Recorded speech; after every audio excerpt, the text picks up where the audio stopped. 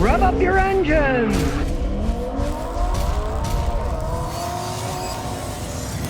WRX14 says, what octane fuel should I use in my 2020 Subaru WRX? I got the 2-liter with the turbo. It has a compression ratio of 10.6 to 1. Recommends it doesn't require 91 AKI. I put Shell V power when I get in, but when I pushed it, I noticed I got a weird smell. Fuel prices are so high, I'm back down to 89. It seems to run okay, but will it damage anything? No, it won't. But here's the thing. If you use the highest test gas, you'll get a little more horsepower, especially with the turbo. You'll get a little more horsepower, a little more zip. If you use the regular, it'll run perfectly fine because the computer can compensate for all that stuff. Don't worry about that. They can compensate for it. It won't have the acceleration. It won't hurt anything at all. Read through any kind of brochures about it. You'll see that almost all modern cars are that way. You can run them on any kind of fuel. You just lose a little horsepower. The computers know, oh, well, this octane rating is different, and so we'll change the timing in the fuel injection. You lose a little bit of power, but it'll run fine. And it will not hurt anything because it's really going to hurt your pocketbook if you go from regular to high test. A lot of places, it's $1 something more a gallon. It'll run perfectly fine. I mean, if you want to go to the racetrack, yeah, you want to put the high test stuff in, but normal, it's perfectly fine. Won't hurt anything. Good Vibe 24 says, Scotty, can you explain all-wheel drive? Is it better than front-wheel drive or rear-wheel drive when it comes snow and mountain trail driving? Thanks. All-wheel drive is a system that's exactly what it says. All-wheel drive. All 4 wheels drive it all the time.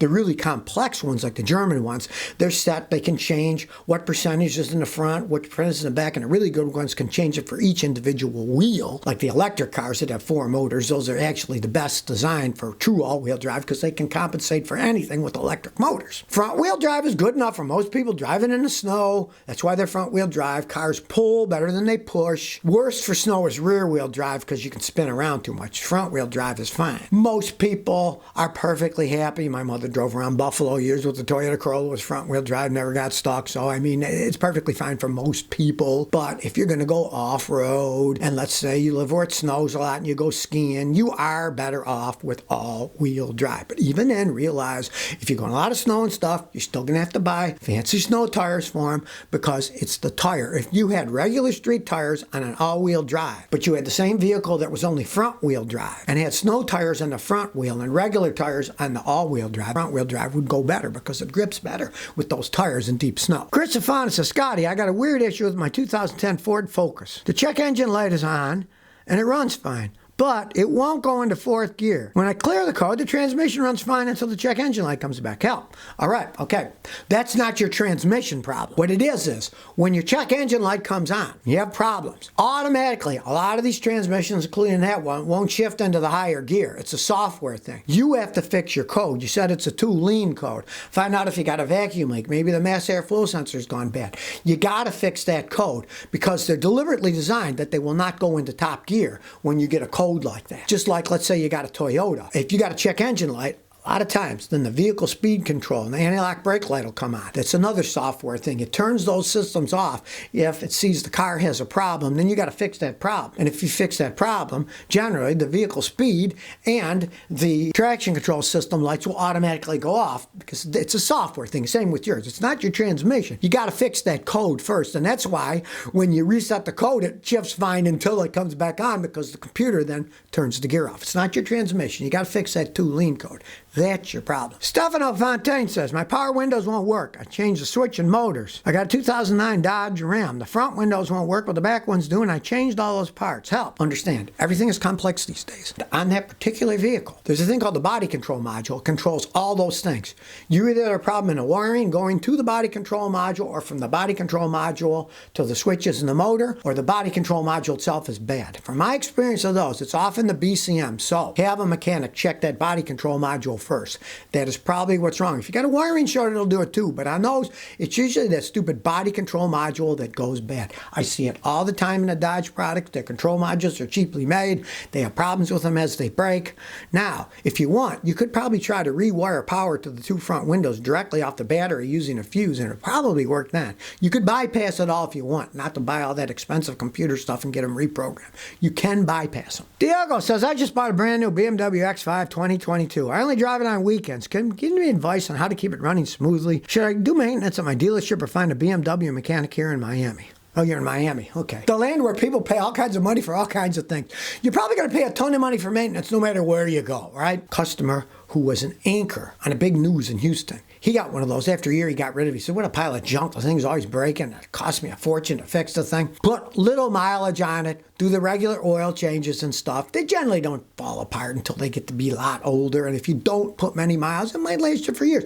I had a customer in Houston had one. He had it for years and years and years, but he only had like 20,000 miles on it after all those years. Even a BMW shouldn't fall apart that fast. But as for, getting it maintained, see what the private guy charges. From my experience, guys who specialize in BMWs, they charge just as much as the dealership does. I knew a guy in Houston, sometimes he charged more than what the dealership did. It's a status thing. They got to buy all this equipment, tools. They're going to take you for a ride regardless, just like I knew guys who worked on Land Rovers. Hey, the Land Rover mechanics that were private, they weren't any cheaper than the Land Rover guys at the dealer because they know all these rich people that don't know anything about cars. We're going to charge them a ton because we have to work on these stupid things. We have to buy all this equipment and we have to learn all this stuff and we have to pay for all these databases to get the information to fix it and the parts cost a fortune. So don't think you're going to get a good deal anywhere on that unless you learn how to do it yourself. And I mean, you bought a BMW X5 and you live in Miami. I'm assuming you probably have a reasonable amount of money and you're not going to be working on your own car. Benjamin says, I'm working on my exhaust. I have a seized bolt on the flanges. They're seized. I tried heating them up using a wrench, but no luck. I'm attempting to cut the bolt out. I'm not going to keep it.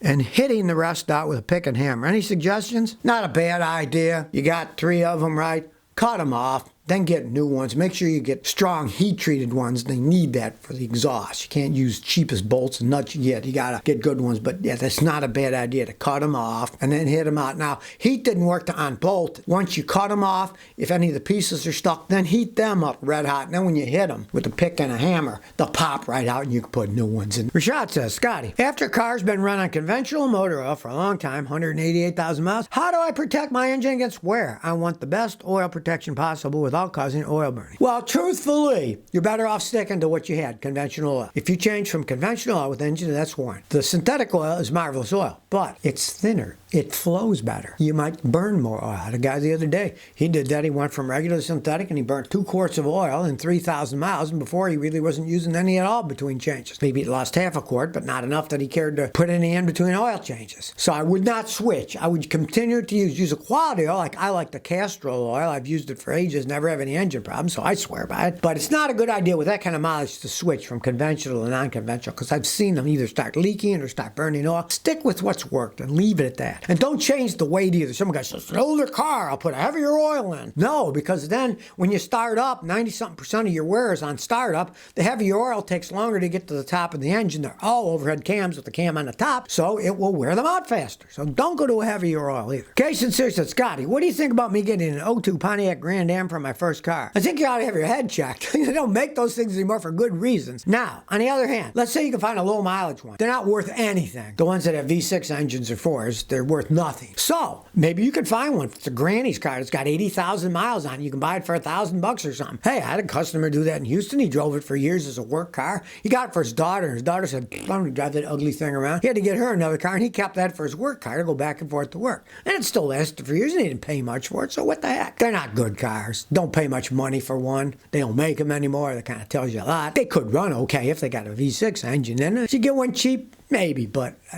don't pay much for one. Dragon says, if no money for a Toyota pickup truck, which one of European to choose? Okay, obviously, you're in Europe. Now, I don't have any experience with European pickup trucks, but if they sell Nissan Frontiers there, the Nissans make good pickup trucks. For a while, it's kind of funny. Mercedes-Benz was selling a pickup truck, right? It had nothing to do with Mercedes-Benz. It was a Nissan pickup truck that Mercedes was selling and calling it a Mercedes, even though it had nothing to do with Mercedes. You find one of those, that can be okay. They can be decent trucks. If they sell Mazda pickup trucks there, they can be decent pickup trucks. But I wouldn't buy a European company's truck. I don't trust the European cars. Here in the United States, they're garbage, but they don't sell any pickups over here. So I don't have any experience with the European pickup trucks. You'd have to ask guys in Europe there. But if they sell the Nissans or the Mazdas, they're good pickup trucks too. Amazed Galaxy says, Scotty, I got an '06 Toyota RAV4 with a bluish white smoke on cold startups. For a few seconds, it goes away. What can I do? Okay, bluish white isn't what you want.